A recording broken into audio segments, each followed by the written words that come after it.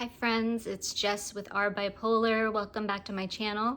If you're new here, just a little bit about me. I have bipolar 1 and I was diagnosed 26 years ago when I was a sophomore in college. Have you ever walked away from someone you love because of bipolar? Or have you ever had someone abandon you because you have bipolar? Well, this story contains both, but this is about a friendship breakup, and it was actually the worst breakup of my life. Before we get into that, I'll ask you to subscribe to my channel, like this video if you like it. Please comment, I would love to hear if you have any stories like mine or if you just need some support. Okay, so outright, I just want to say I'm not trying to villainize this person. We both made mistakes in this friendship, and I probably made the biggest mistakes. So I guess I'll start at the beginning. I'm going to call her Carly, just to protect her privacy. We met in 2004 in the DC area. I had just moved there. She grew up around there, but we met at work. And we both worked in an apartment complex as leasing consultants. Very different from what I do now, being an editor. But it was like just our first jobs out of college, and we just hit it off right away. You know, we were somewhat different, but we had enough in common. And I told her pretty early on that I had bipolar 1, and it really didn't seem to cause any waves. But also back then, at least earlier in our friendship, I did a lot of masking. I was having a lot of trouble with bipolar back then. I wasn't on the meds I'm on now, and I did not, have the doctor I have now. I would, just take time off work if I was having trouble, if I was having mania, depression, mixed episodes.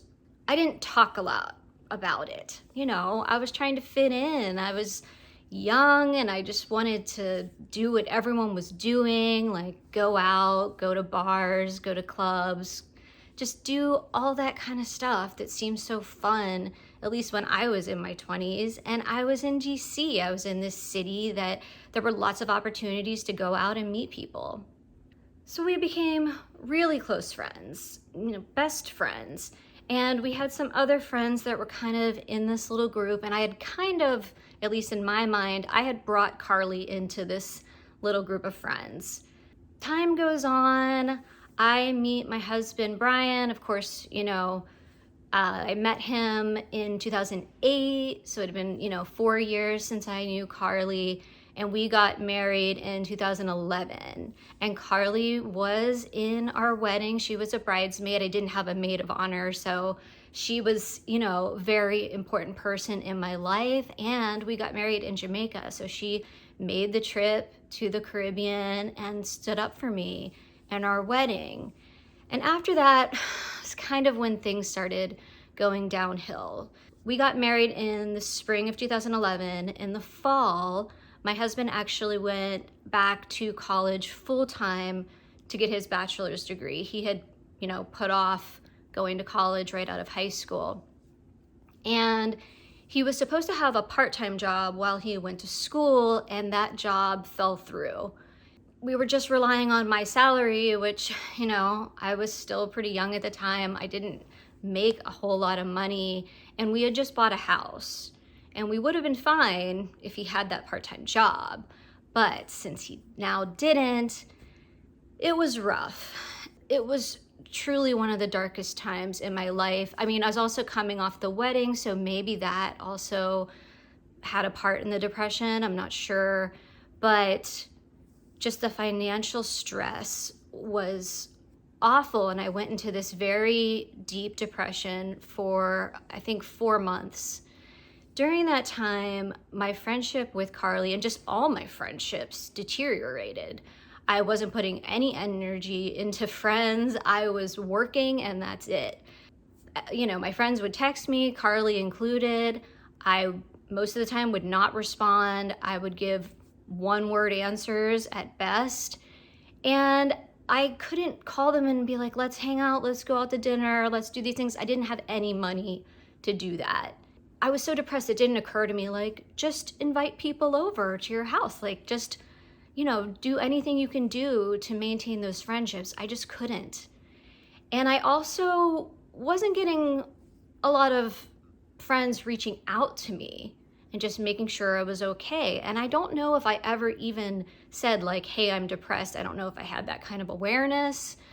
And I don't know that they had that awareness to like pick up on it at the time. I don't know if they just thought like, well, she's married now and she doesn't need us. I mean, that's very possible.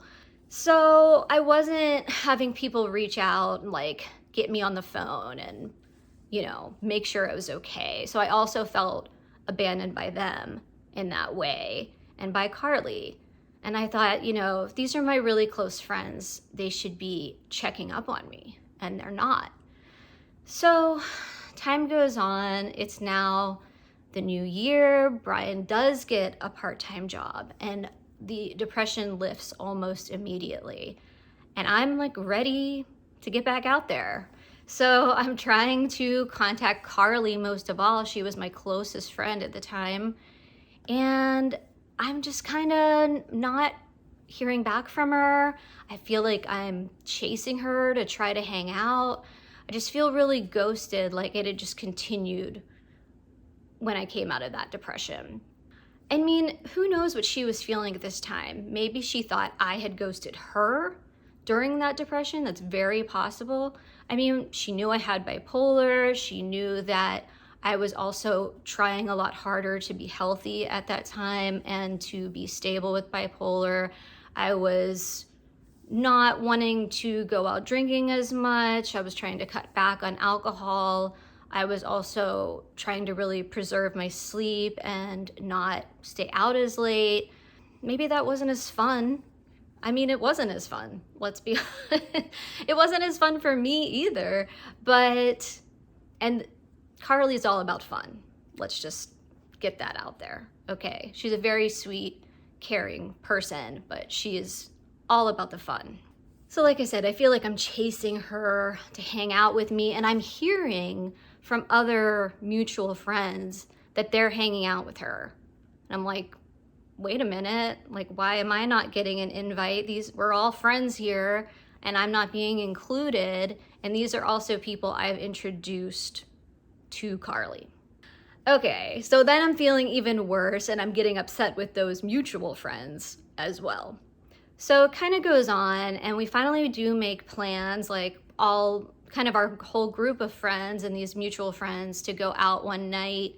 What happens is, and it could have been anything, this is a silly thing to get upset about, but Brian and I had recently gotten our dog Bronte, and I needed to, it's hard to even remember how this went. I needed to not go straight to the bar with them. I had to like go home from work. I worked in DC at the time. I had to go back out of the city where we lived in Silver Spring, Maryland, which is not far, to let the dog out. And then I could go out after that. And so I said to Carly, as you know, thinking she's my closest friend and I'm testing her at this point, I say like, will you please wait for me? And then we'll go to the bar together after I go home and let Bronte out. And she says no, like just flat out no. I'm like, please, like I would love to like go there with you. Who knows why that mattered? It didn't. But like I said, I was trying to find a way to test our friendship. And she said no, and then she made a comment about how, well, you always have to go home early, like alluding to me having to take care of my bipolar by going home early. And I'm thinking like, this isn't even going home early, this is just going home before going out to the bar, but whatever, you know. And so at that point, I was done. And I was getting so stressed out by this friendship that it was then affecting my bipolar. And I was like, we're done. I don't want to be friends with you anymore. I have no idea what I actually said. She didn't put up a fight.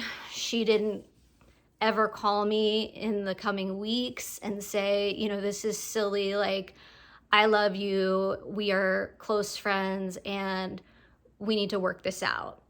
And because of my ego and because I just felt so abandoned and I felt like I couldn't be myself, which maybe had changed because I was taking care of my bipolar now.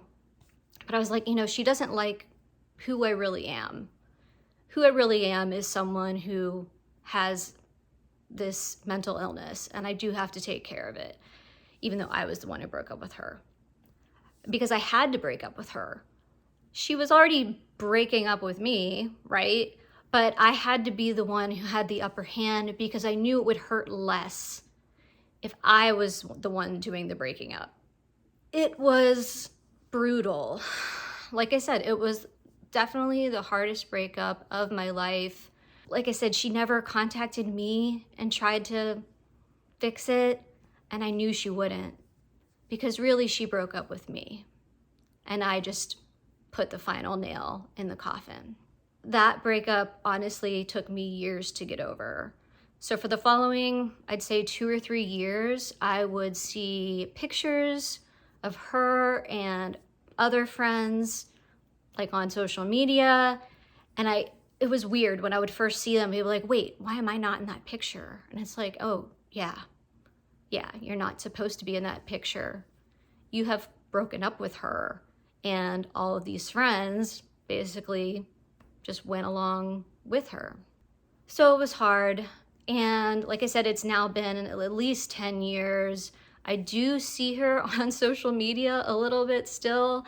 We're now friends on Facebook. We follow each other on Instagram, but that's the extent of it. Someone who I truly loved as a friend, one of the closest friends I've ever had.